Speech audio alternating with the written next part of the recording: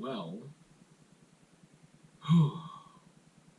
wrapping up the vlog here, but give you a little update on work, which has been hell, as I have alluded to many times. I can't tell you. I shouldn't say I can't. I don't want to be explicit and tell you exactly where I was working. Again, I feel like someday, like it's only going to be for, I don't know. It doesn't even make any sense when I start thinking about like the things I would like to disclose for transparency, right? And it becomes this thing of like respecting people's privacy, if it's like a personal life thing and like a personal relationship, versus like then there's professionalism, and then there's also like, hey, I'm a transparent person, and it's like it becomes difficult because then it almost feeds into that argument of like, well, if you're not doing anything wrong, why do you want privacy? And it's like, no, I understand privacy, I get it, but especially in a work environment, it kind of becomes like, okay, well, if you're going to treat people really horribly, maybe people should know about that so they can stay away from you because you're a horrible person or corporation or whatever, right? Which is, I think, different than talking about personal relationships. But at the end of the day, there's still some matter of professionalism and then legal stuff and whatever else, right? And so, yeah, I was just thinking that it becomes this thing of like, maybe one day I'll be able to disclose all of this stuff, and it's just like, really though, will I? Like some of this stuff I've wanted to talk about for years, and I haven't, and I doubt I ever will because I'm beyond it now. And the people that are really close to me know, they know it, they know about it, and so I don't know. It becomes this thing of like, what is this? What is this doing? And this thing for legacy and art and whatever else. Anyway, I'm going to give you an update, and that update is that I quit my job. I quit my job today. I don't have another job. I don't have another job. But to be specific about a couple things is that, and I know I can't even get into. I feel like I can't get into specifics. My last workplace, I've been there 2 months. I think it was like May 3rd to, what is it now, June 6th? And yeah, I can't get into specifics, but job title, job description, how things were described in the interview, not at all what it was like in practice at all. I wanted to work with youth. I wanted to work in an educational aspect. 3 weeks before school was done, they completely cut the education part out of the program that we were working in. Just cut it all out. It was an incredibly toxic environment. The cronyism was off the charts. If you don't know what that is, nepotism is really similar. Basically, nepotism is more for like friends and family, and like in a work environment like where you are giving your friends and family a lot of favoritism, whether in the hiring practice or in the benefits that they can receive, the privileges that they receive, whereas other workers don't get those same things.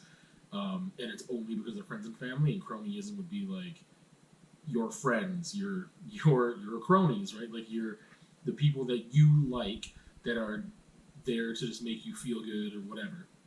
That they get all these benefits and privileges that other people don't get. And it was so blatant and so obvious, and they didn't care that's what was happening. There's a certain amount of incompetence coupled with willful ignorance and not caring. And it wasn't beneficial for anybody. And I've often said this before, that like, if your employees are happy to come to work, then everyone benefits, whether it be like a fast food job or working in an office of some nature or whatever type of job. It's like your employees should want to come to work. I cleaned like office buildings and stuff for a bit. I liked my job. I wanted to go to work. Was it my career? No, I was working while I was in school, but I liked my job. It's not like it was my favorite thing ever and it was so rewarding, but I enjoyed it to enough degree that I was like, again, my superiors, my boss, whatever, coworkers were like cool, and chill, and I didn't have problems with them, and I wasn't, being treated like garbage. So I enjoyed my job, and I enjoyed the work that I was doing. As far as, again, it wasn't like rewarding. It didn't like fill my cup at the end of the day the way teaching did. And this was supposed to be a career move for me. This was supposed to be a step in another direction that's still working with youth, still working in education, and it didn't become that at all. So again, there was a huge discrepancy between what I was promised that I would be doing and what I was actually, in fact, doing. That was a huge part of it. The cronyism was a huge part of it. People coming and going whenever they please, people coming in an hour late. Again, certain people, only certain people could do this. They'd come in an hour late, they'd leave for doing. I'm going to go shopping for the fourth time this week to buy supplies that we could have got in one trip. I'm going to do that for a couple hours. I'm not going to take a break, and then I'm going to leave an hour early, even though I was also an hour late. Like, things like that happen so much. And while people were in the building, it's not like a lot of work was happening. Before the educational aspect was completely canceled for the last 3 weeks of school, even before then, they would just be like, oh yeah, like, we're just not going to do any more today. You can have your independent time. The youth can just go on the computer, go on the iPad, do whatever you want, play video games, watch TikTok, because they didn't want to do more programming. They being, like, the powers that be. Again, that environment was incredibly toxic for a bunch of reasons, and part of it was that cronyism, part of it was that favoritism that was so in your face and blatant and making you know, like, you are not a privileged person in this place. Your title dictates, and your job description and the work that you should be doing dictates that there are three people in this position that should all be equals, but you are not an equal. And in fact, at one point, last week during a staff meeting, there was a printout on a piece of paper that was given to everybody that explained this chain, this hierarchy. And despite my title being equal with the two people, so we have a director, and then there were two different types of coordinators, and my title was education coordinator, and I was at the very, very bottom, underneath absolutely everybody, which... It's weird to make this comparison, but my education, my experience, my title, what I was told the job would be, the work I was doing, etc., or the work I should have been doing, because I wasn't allowed to do what I was hired to do, indicated I should be up here with the other coordinators. There was discussions about that. I had tried to engage my coworkers in communicating, expressing to them I want to collaborate, I want to use our skill sets, I want to whatever. I want open communication, and instead, there was a lot of shade thrown during staff meetings about things like flexibility. So, for example, that incompetence comes into play. Again, there's a certain amount of just straight up incompetence, like you don't know how to do your job, and then there's like you don't care about doing your job. And some of that just came with simple things like planning, scheduling, organizing. And it's like, okay, like you have other skill sets, you can get someone else to do these things if they have those strengths. Or you shouldn't be in the position you're in because you don't care about the fact that you don't know what you're doing. And there was this talk about flexibility. And it's like, yeah, we need to adapt to things, especially when we're working with youth, underprivileged youth, at-risk youth, whatever. Especially then, there's so many things we need to adapt to and make accommodations for, etc., which I'm used to doing. Within a school setting, things change all the time. I'm used to that. I can work on the fly. That's way different than, oh, we didn't plan anything. We didn't even think about that. You should just be flexible because we didn't even think about these things, and therefore you should just have to roll with everything as soon as we say it, even though we could have told you these things days in advance, planned it weeks in advance. We could have actually done our jobs, but we didn't want to, so like we're just going to tell you things last minute and you just have to do it without question. I think it's a little different than being flexible or adapting to change. So I mean, like, again, if there is some type of weather catastrophe that happens, or the internet goes out, or something that changes our plans for the day that we have no control over, that's one thing. And we can adapt, we can work together as a team, we can come together and figure things out. But when people don't do their jobs repeatedly on a daily basis, and that's the reason why things change so much, that's different. I think again, I had tried to engage coworkers in conversation about things, trying to get some clarification. I also had like little to no job training for what I actually was supposed to be doing when it came to some things. It had to go outside the organization to someone who had worked there before to get some of that training and what I need to do for some of these things. That again, working for a nonprofit, there are funding things that are very important for you to gain funding so that you can run your programming, and that funding is based off of showing evidence of the where the money goes, but also like that the program is being used in a way that is it's successful. And so that's really important to do. And there were things that I'm just like, how do I do this thing? And I didn't get answers.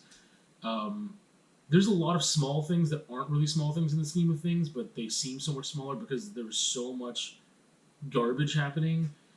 I'm trying to think. It was just, trying to communicate with people, certain people, the people that mattered in this context of things. They're the people that were in power.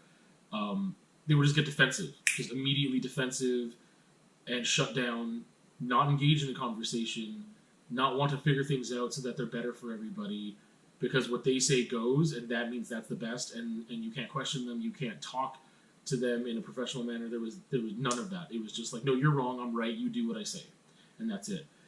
Again, conversations early on, I had with people, and it was like, we're going to collaborate, we're going to work together, we're going to plan these things together, and then it became, no, I say, you do. The exact term was, you are direct support. And I wasn't involved in that planning.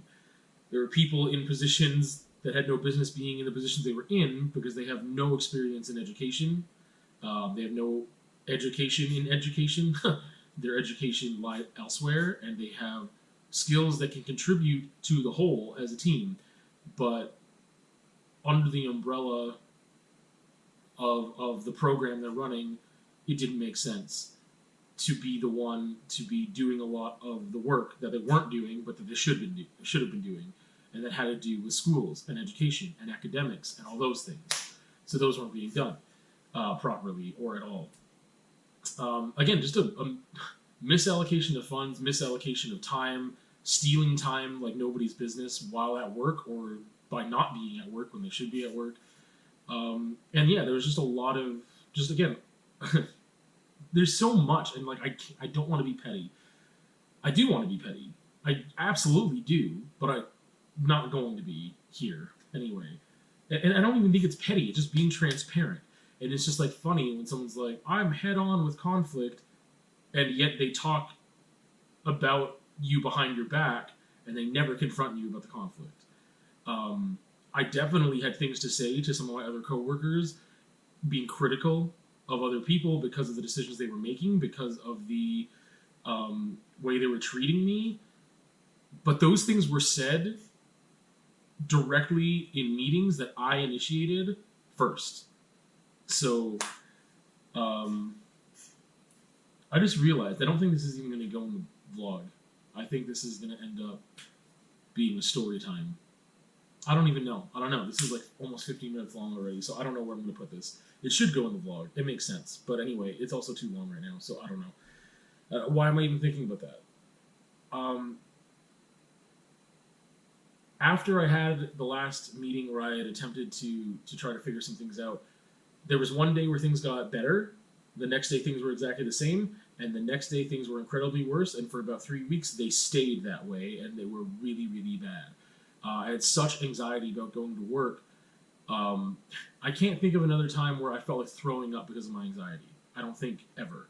And I've had bad anxiety about other things, but I've never worked in a place this toxic and disgusting with people who have no regard for other people that are just, unless those people are like their best friends or their friends or their coworkers that they love and adore, and it's not about the youth and it's not about other people. Like it's working in that field. Like it's disgusting. So it's just horrendous. I can't even remember where I was going with this. The anxiety that I felt. I felt so much anxiety, I couldn't shake it even on weekends. I would just be concerned about going into work again on Monday. And I've had 3 times in the past 3 weeks where I felt like throwing up because of it. I the anxiety of going to work is worse than the anxiety of me not having a job right now and not knowing how I'm going to pay bills. I have a plan. Like, I did some budgeting and moving around of things, and I picked up some odd jobs here and there, but it's not secure at all. It could fall apart at any moment. And there's some things where like people committed to doing some things that I don't know, like instructing an art class, and I haven't received payment from like half the class. I'm all like nervous about that because I'm like, oh, that's less than a week away, and like people haven't fully registered even though they've committed to it, and they haven't paid, so there's nothing actually committing them to it other than their word. And so I'm just like nervous about it, not because who they are, but just because I'm like, things happen, and I'm just like scared, but that changes my livelihood, right? And so I'm doing what I can and hustling, but it's like I'm anxious about that. Not having job security makes me anxious for sure. That's one reason that subbing was really difficult. But I would rather be anxious about this than continue going there and putting myself in the way of abuse and just people trying to put me in my place, people thinking that I'm not in the building so that they start saying stuff that first of all just doesn't make any sense about why they dislike me or whatever. I don't know. There's so many things, and I can get into specifics. But just I don't know. There's so many things that I just don't like. There's simple things. Like again, they seem like small things to me, but they're not. And like it's ridiculous. It's just I don't know. I feel like I need to give examples, but I just it's tough. Like a small thing is the fact that I've been there 2 months, and every Friday I was there at 8 o'clock. I had to wait sometimes for people because they were late because I didn't have a key. I was told for weeks and weeks and weeks that I would get a key. It would take to go and get the master key, to go and copy it, to give me the key to take the master key back. I think it would take probably under an hour to do. I was told for weeks and weeks I would get a key. I never was given a key. So there's things like I'm sitting there waiting for people to get there that are late because I don't have access to the building, and that was the thing. And like that seems like such a small thing in the scheme of things, but it's disruptive to the workflow. I could be inside if I get there early, which I usually do, and I could start doing things. I could start preparing the building and opening up and doing whatever I need to do instead of waiting on somebody out. I'm waiting outside and just whatever. But it's just one of those things of like, yeah, I'll do that. Yeah, I'll do that. Yeah, I'll do that. Never does it. Man, I had another thing. Again, that's like an example of a small thing. And now I can't even think of where I was going to go with stuff. There's just so much that I can't think of right now. Just rude. Just like constantly rude. Like, when I say toxicity and toxic work environment, I don't like using those cliche phrases. But it's just like, again, the blatant amount of like, yeah, these people can do it, but you can't. You don't get that privilege that they get. And just like not actually being head on, not having conversations, being incredibly defensive when there is a conversation brought up. Because heaven forbid anyone suggests that maybe you could do something better or that you could include me and that I can help. Or whatever, and elevate everybody, and we all come together with all our different ideas and all our experiences and work as a team. Heaven forbid, because it's just a power trip.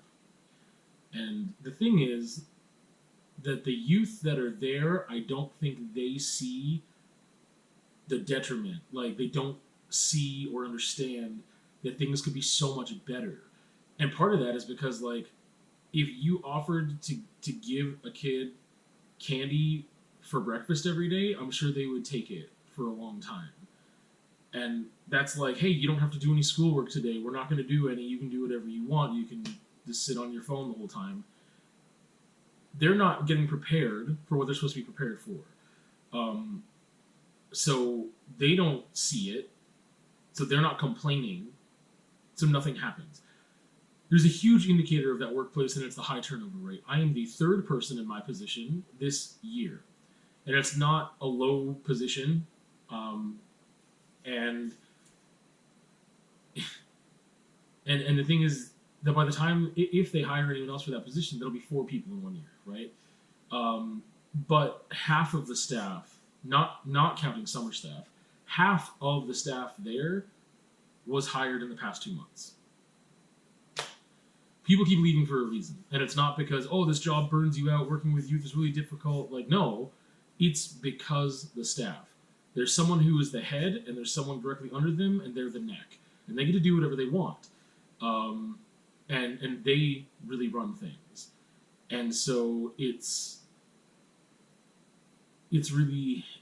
something else. Like, again, I could get into so many specifics, but it's just, I don't know. Oh, that's what I was gonna say. Like, part of that thing of like people talking about me when they thinking I'm not there.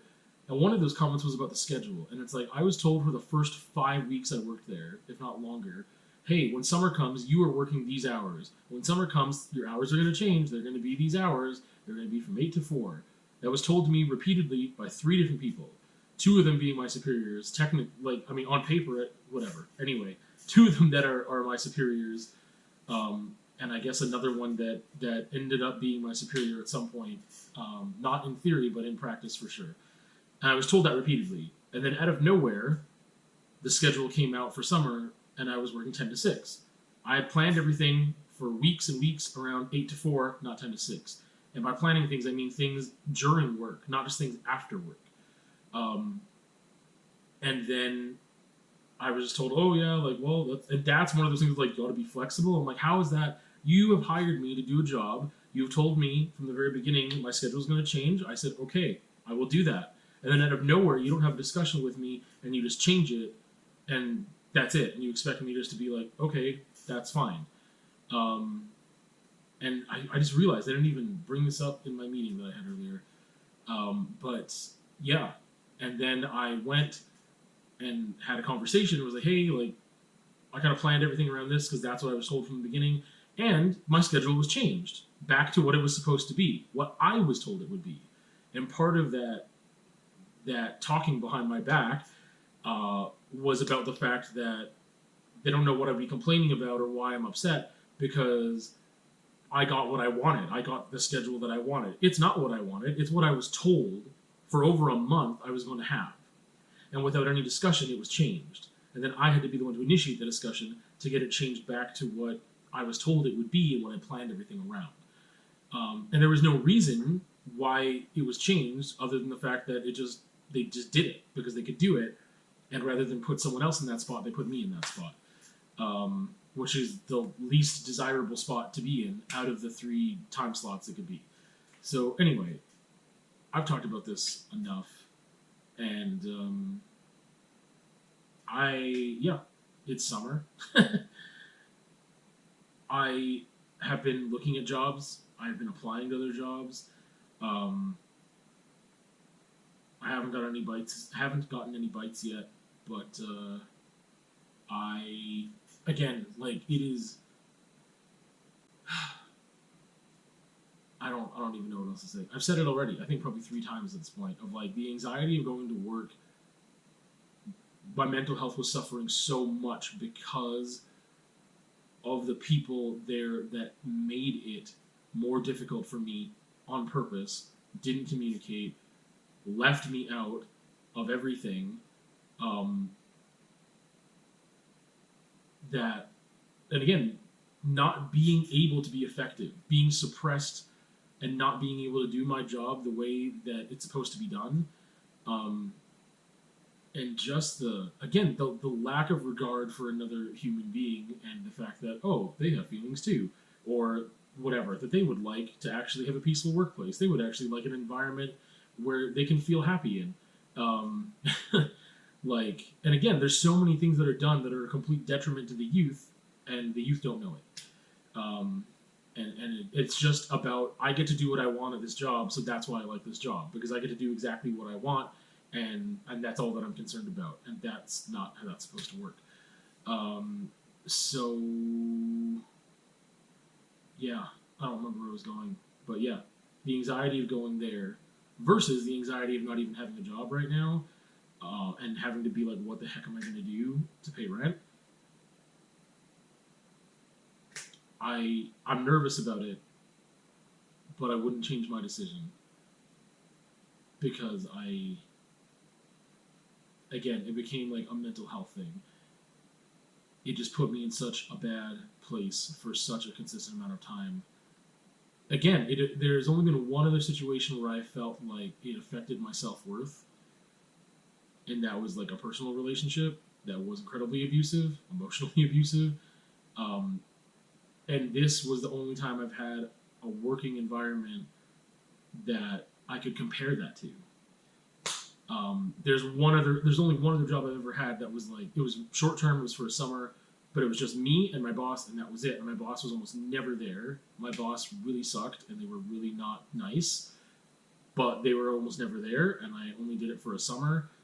I already had like an out, and I didn't have the constant conflict every day because I was alone almost all the time.